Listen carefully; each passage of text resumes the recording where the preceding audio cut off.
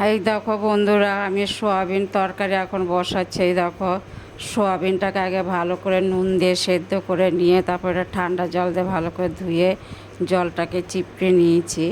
আর এই দেখো, আলু টমেটো দিয়েছি, জিরে তেজপাতা ফোড়ন দিয়েছি, জিরের গুঁড়ো লঙ্কার গুঁড়ো দিয়েছি, একটু ধনের গুঁড়ো আদা বাটা দিয়েছি।